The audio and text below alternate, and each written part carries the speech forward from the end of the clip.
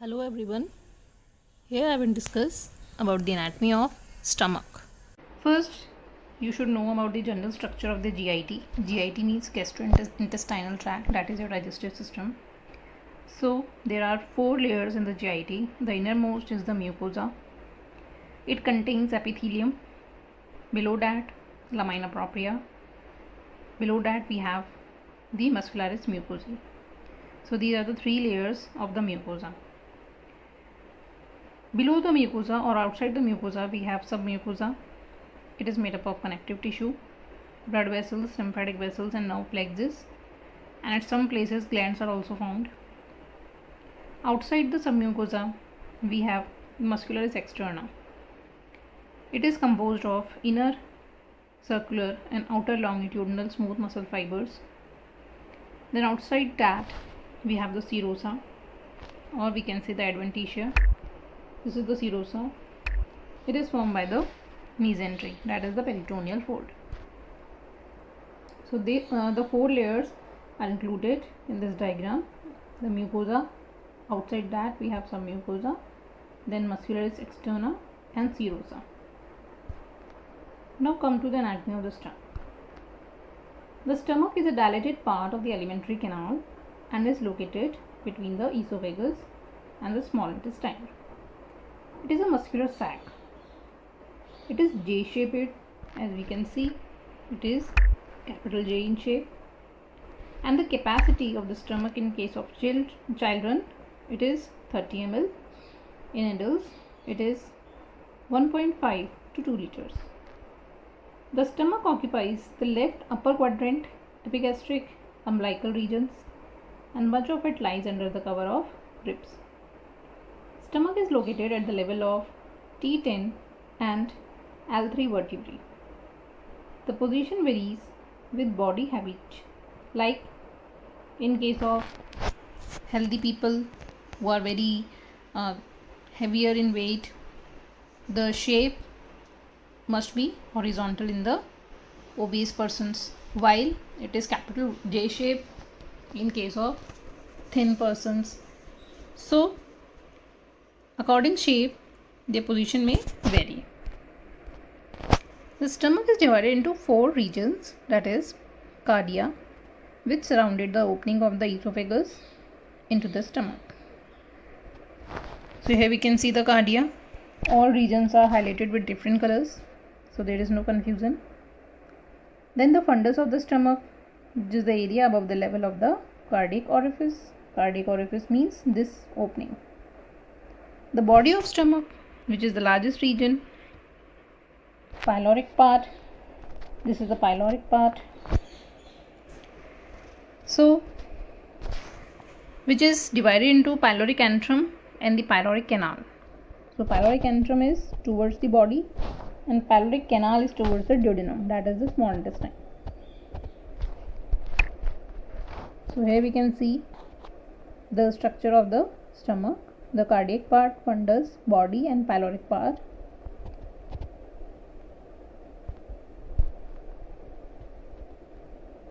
So these are again depicted in this diagram.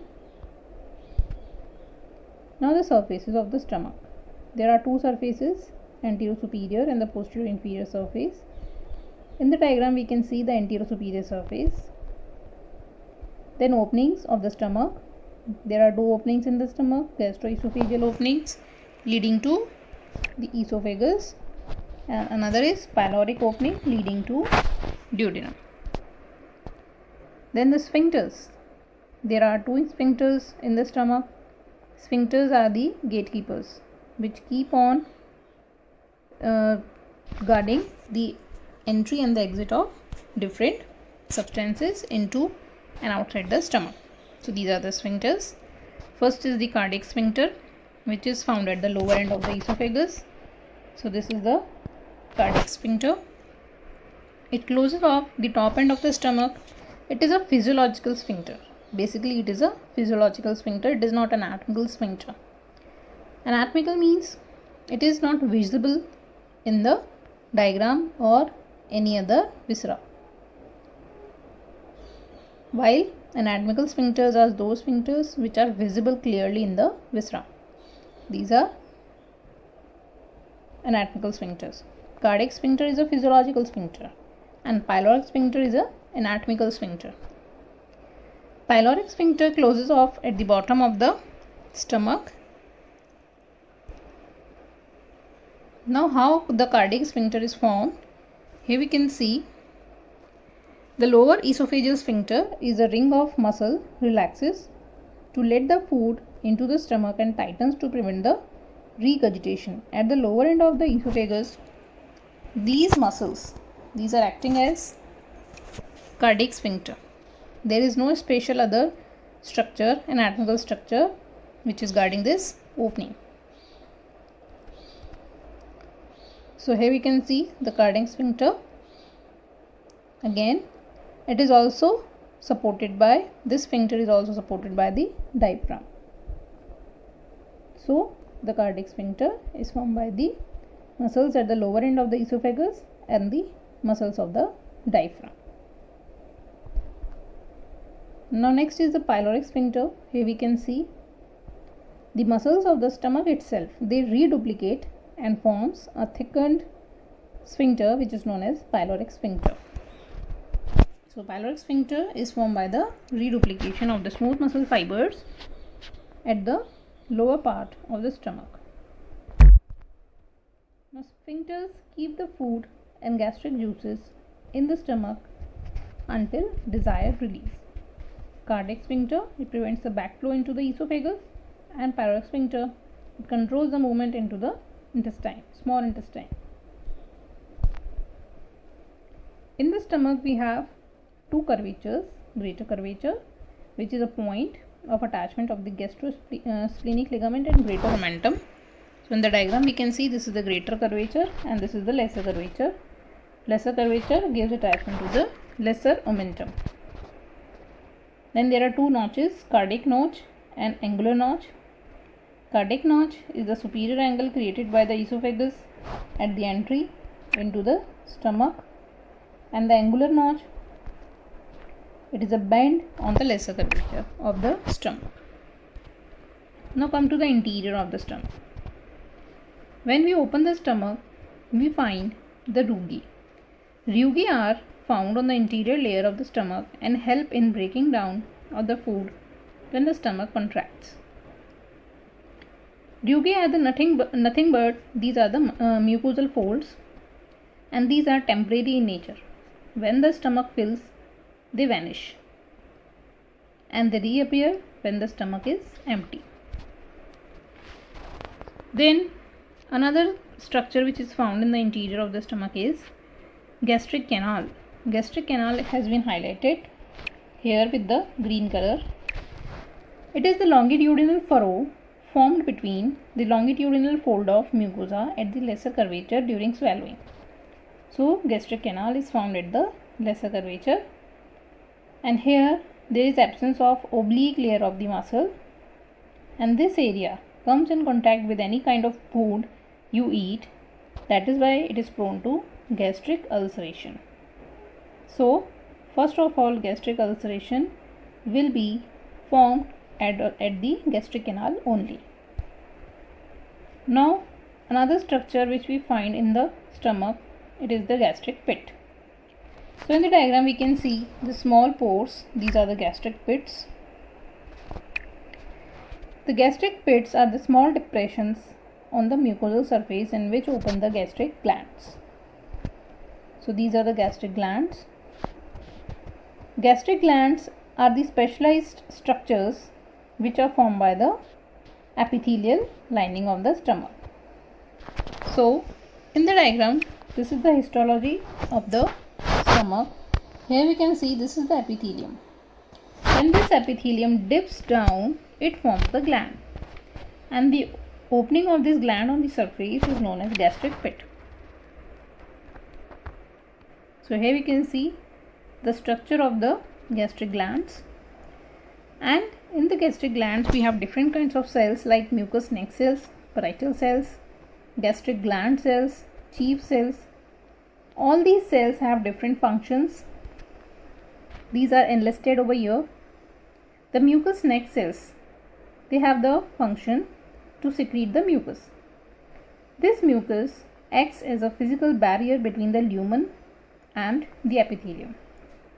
It buffers the gastric acid to prevent damage to the epithelium.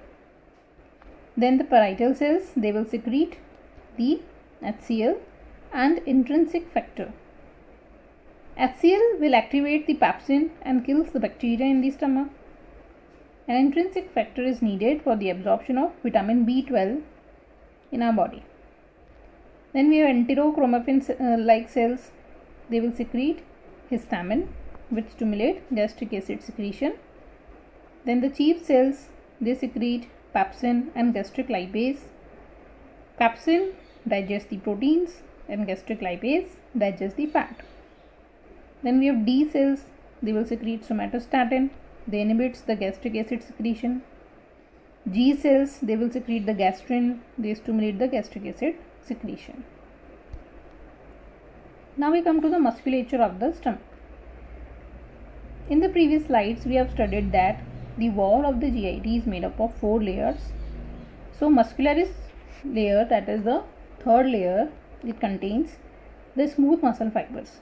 And these smooth muscle fibers, they are arranged in 2 forms, inner circular, outer longitudinal. But in the case of stomach, we have 3 layers of smooth muscle fibers. Innermost is the oblique layer, then we have circular, and the outer is the longitudinal layer of the smooth muscle fiber. So these are the 3 layers of the smooth muscle fiber. It is only found in the stomach. Oblique layer is the extra layer in the stomach. So here we can see the oblique, then circular, and then outer longitudinal. Now the lesser omentum. In the previous slides we have heard about it, the lesser omentum. It is attaching the liver to the lesser curvature of the stomach. And the greater omentum, it is attaching at the greater curvature of the stomach. So this is the attachments of lesser and the greater omentum. This is the lesser omentum and this is the greater omentum. Greater omentum connects the greater curvature of the stomach to the transverse colon. Transverse colon is what? It is a part of the large intestine. This is the transverse colon, this part, and this is the greater omentum. It hangs like an apron in front of the small intestine. It is folded back on itself to be attached to the transverse colon. It is the largest peritoneal reflection in the body. Then come to the stomach bed. The structures which are related to the posterior inferior surface of the stomach, they will form the stomach bed. So what are the structures? From superior to inferior side, it is formed by the left dome of the diaphragm. So this is the diaphragm. Left dome means in the diagram we have 2 domes, 2 umbrella shaped structures, elevations in the diaphragm. This is the right dome, suppose. This is the right dome. Then there is intermediate tendon and this is the left dome. So left dome of the diaphragm is related to the stomach. Then we have spleen, left suprarenal gland, left kidney, splenic artery, pancreas, transverse mesocolon, transverse colon. All these are forming the stomach bed. Spleen is separated from the stomach by the greater sac of the peritoneum, while other structures are separated from the stomach by the lesser sac. All these structures, that is lesser sac and greater sac, these are again the peritoneal folds. So here we can see all the structures which are forming the posterior bed, that is the stomach bed of the stomach. Now these are the anatomical relations on the anterior aspect of the stomach. Now the blood supply of the stomach. You should remember only the names of the arteries. What are the arteries which are supplying to our stomach? These are left gastric, splenic artery and common hepatic artery. So these are the 3 branches. Here we can see the arterial supply of the stomach. It is important. This is the celiac trunk. It is a branch of the abdominal aorta. It provides 3 branches, that is left gastric, this is left gastric, splenic and common hepatic. Then from these branches, another branches appear and they supply the stomach. For example, from the splenic artery, there arises short gastric artery. Splenic artery also gives origin to left gastroepiploic. So these are the branches which supply on the greater curvature of the stomach. Then left gastric artery supplies the lesser curvature along with the right gastric artery. Right gastric artery is a branch of common hepatic artery. Then this is the gastroduodenal artery. It provides right gastroepiploic branch, which is again supplying to the greater curvature of the stomach. Then we come to the venous drainage. All the arteries, they have corresponding veins which drain into portal vein. So this is the venous drainage of the stomach. All the arteries, they have the corresponding veins, and these veins directly or indirectly draining into the portal vein. This is the lymphatic drainage of the stomach. For the ease, we have divided stomach into 4 areas. Area number A drains its lymph into pancreaticoduodenal group of lymph nodes. This is pancreaticoduodenal group of lymph nodes. Area number B drains its lymph into superior gastric lymph nodes and suprapyloric group of lymph nodes. Area number C drains its lymph into inferior gastric group of lymph nodes. Then the innervation, that is the nerve supply of the stomach. Stomach is supplied by the right and the left vagus nerve. Vagus nerve is the 10th cranial nerve. So the parasympathetic innervation of the stomach is supplied by the vagus nerve. Vagus nerve forms 2 trunks, that is anterior and the posterior vagal trunk. Anterior vagal trunk is formed by the left vagal nerve, and posterior vagal trunk is forms the right vagal trunk, and they are having the power of secretion for the gastric juice. They stimulates the secretion of the gastric juice. Then this is the innervation again of the stomach. Now the sympathetic innervation of the stomach is by the splanchnic nerve. It is derived from T6 to T10 spinal nerves. It is vasomotor. It controls the sphincters, action of the sphincters, and it is the chief pathway for the pain. Now come to the clinical anatomy. First is the gastric pain.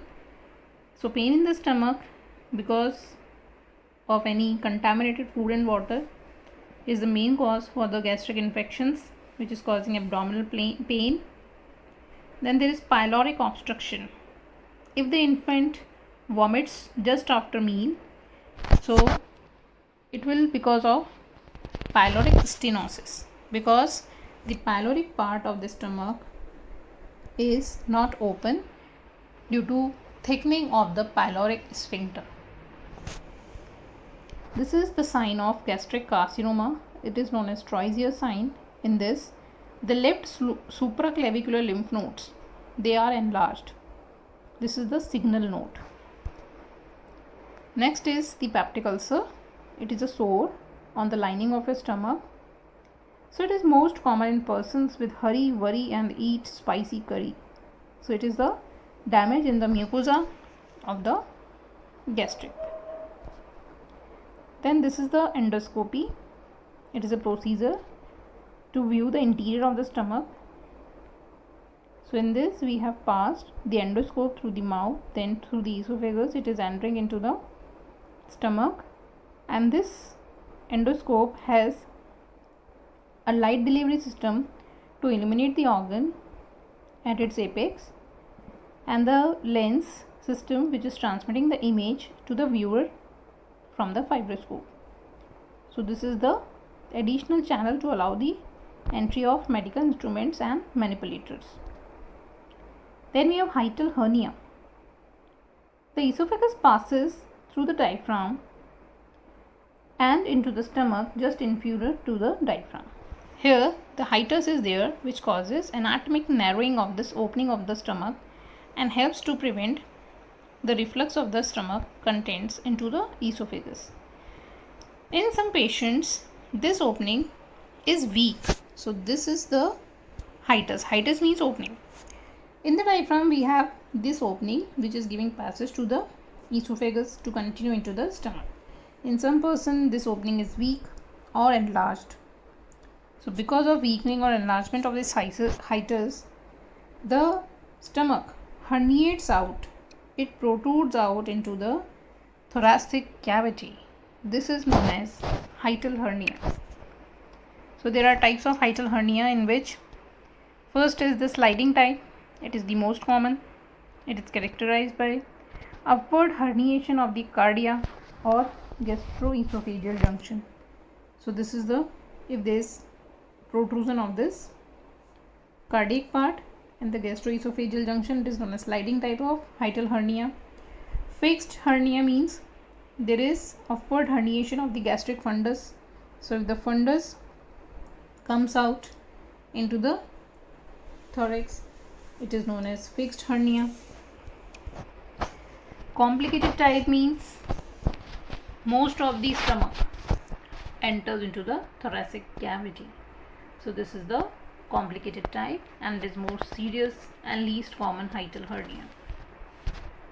Now the questions related to this topic, they are: write a detailed account on the anatomical features, blood supply and nerve supply of the stomach. It's a large question. And second question is a short note. Write short note on stomach bed and the interior of the stomach. You have to draw a diagram in both these questions. This completes our topic. Thank you so much.